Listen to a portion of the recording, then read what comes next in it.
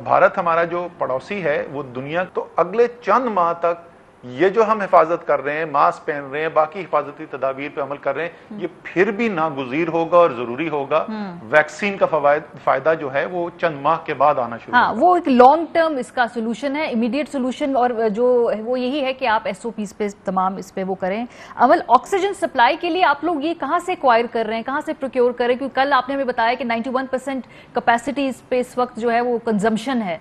सो ये आप लोग इसको ला कहाँ से रहे हैं, इसको कहाँ से एक्यूमुलेट कर रहे हैं?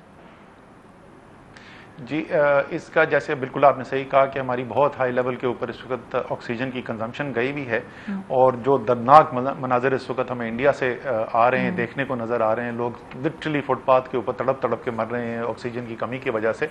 वो जाहिर है हम किसी सूरत में नहीं चाहते कि ऐसी सूरत हाल पैदा हो।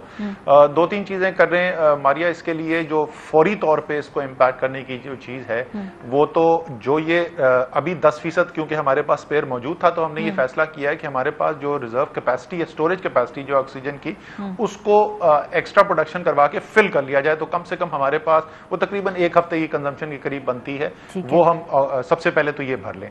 दूसरे जो सेहत का हमारा निजाम है उसके अंदर दो चीजें हम देखी जा रही हैं। एक तो वो सर्जरीज वाला जिसको इलेक्टिव सर्जरी कहते हैं, यानी वो होती तो जरूरी है लेकिन अर्जेंट नहीं होती, उसको 2 हफ्ते 3 हफ्ते बाद भी किया जा सकता है। उसको एक्सप्लोर किया जा रहा है, जैसे पिछले साल किया गया था। इलेक्टिव सर्जरीज को थोड़ा पोस्टपोन किया गया था। और इसी तरीके से जो यूजेज हो रहा है कोविड के लिए, उसको देखने के लिए कि बिल्कुल तिब्बी रिक्वायरमेंट के मुताबिक इस्तेमाल किया जा रहा है, उसमें कोई ज़िया नहीं हो रहा। अगला जो पोटेंशियल स्टेप है वो ये है कि जो नॉन हेल्थ केयर का यूजेज है, जो इस वक्त तकरीबन 5वां हिस्सा है टोटल कंजम्पशन का, तकरीबन 20% के करीब है, उससे डाइवर्ट किया जाए अगर फौरी तौर पर जरूरत पड़ जाती है। और फिर जो नेक्स्ट स्टेप है जिसके ऊपर हम अभी काम कर रहे हैं, ये तो फौरी वो चीजें जो हम खुद फौरी तौर पर कर सकते हैं, वो है इम्पोर्ट। और इंपोर्ट के ऑप्शंस आज सुबह भी एनसीओसी की मीटिंग के अंदर डिस्कस हुआ था, और एक दिन और सेक्रेटरी इंडस्ट्रीज ने मांगा था होमवर्क के लिए।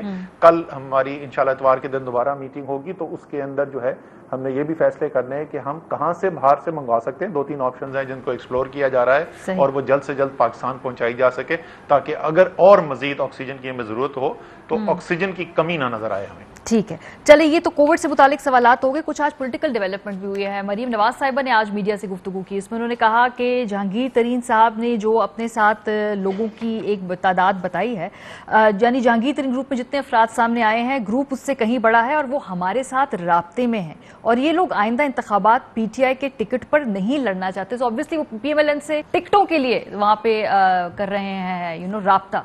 सो इससे मुतालिक कोई कमेंट या ये आप लोगों को जो ये जो पॉलिटिकल डेवलपमेंट पीटीआई के अंदर से है, उसमें ऑब्वियसली एक पॉलिटिकल हकीकत तो है ना, वो आप लोगों के लिए एक चैलेंज तो है।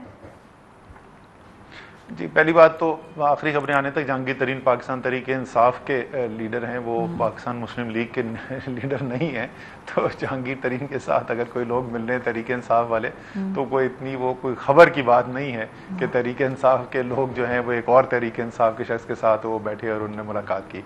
जहाँ तक मरियम बीबी के दावे का ताल्लुक है, तो अगर आपको याद हो, ये वोट ऑफ कॉन्फिडेंस से पहले भी उन्होंने यही कहा था कि पैसा नहीं, मुस्लिम लीग नून का टिकट चल रहा है। तो वो जिस दिन वोट ऑफ कॉन्फिडेंस हुआ तो उस टिकट का असर नजर नहीं आया।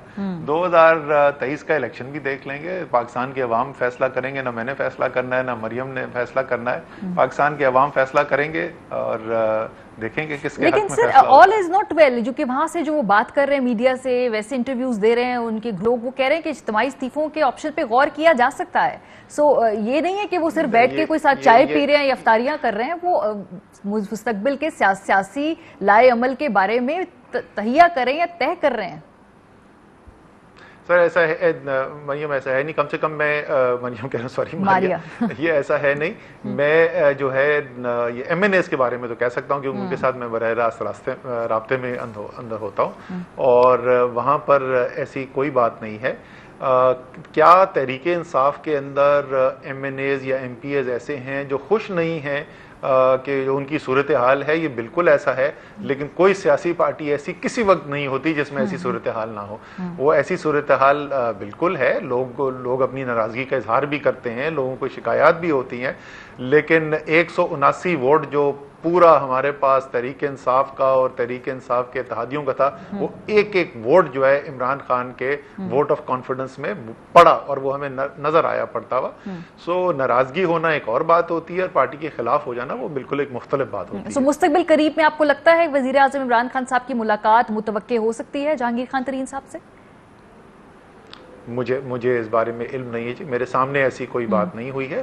हाँ, जो कुछ लोग थे, कुछ MNAs MPs थे जिन्होंने ख्वाहिश का इजहार किया था कि वो वजीर आजम से मिलकर बात करना चाहते हैं यही जहांगीर तरीन साहब के मामले के ऊपर। उस पर वजीर आजम ने कहा था मुझे कोई एतराज नहीं हो, बिल्कुल मिलने को तैयार है, लेकिन जहांगीर तरीन साहब से खुद से मुलाकात मेरे सामने इसका जिक्र नहीं हुआ। आपका क्या ख्याल है, ओपिनियन क्या होनी चाहिए ऐसी मुलाकात? ऑब्वियसली जमात का हिस्सा है, पुराने साथी, मुलाकात होनी चाहिए, अच्छा होगा बुरा होगा, नो कॉमेंट? क्या नहीं, बिल्कुल मुलाकात होने में क्या हर्ज हो सकती है। ये जहांगीर तरीन साहब का और वजीर आजम का फैसला है कि वो कब मिलना चाहें या कहाँ मिलना चाहें, वरना जाहिर है इसके अंदर मुलाकात होने में क्या हर्ज हो सकता है। क्योंकि एक राय आपकी जमात में ये भी कि अगर मुलाकात हो गई तो शायद इदारों पे दबाव आ जाएगा, तो इसलिए मुलाकात नहीं होनी चाहिए, तो इसलिए मैंने आपसे पूछा आपकी क्या राय है इस पे? देखिए, नहीं, ये जो है मेरे ख्याल में इमरान खान साहब ने ये तो साबित किया है अपने वजीर आजम बनने के बाद, चाहे उसकी कितनी आप तनकीद करें वज़ीर आज़म के ऊपर, और जाहिर है कोई भी परफेक्ट नहीं होता कि वज़ीर आज़म की हैसियत से उन्होंने जो फैसले किए, जो परफॉर्मेंस रही उसके अंदर और कैसे बेहतरी हो सकती थी, लेकिन ये एक चीज़ है जिसके ऊपर तनकीद कोई कर नहीं सकता। उनके करीब तरीन साथी जो हैं उनके खिलाफ नैब के कार्रवाई भी हुई, केसेस भी हुए। अलीम खान और सिब्तैन जो हैं दोनों एक वजीर आजम के इंतहाई करीब, सब जानते हैं अलीम खान ने क्लोजली काम किया हुआ और पार्टी के लिए कितना काम किया हुआ।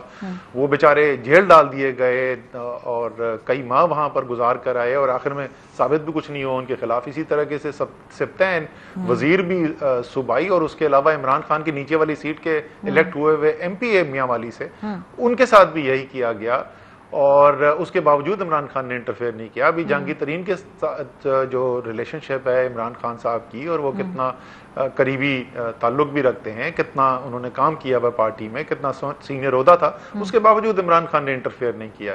तो मेरे ख्याल में ये इल्ज़ाम अगर कोई लगाएगा तो ये इल्ज़ाम बनता नहीं है। ठीक है, बहुत शुक्रिया। असद उमर साहब सीनियर वज़ीर मौजूद थे, सरबराह NCO।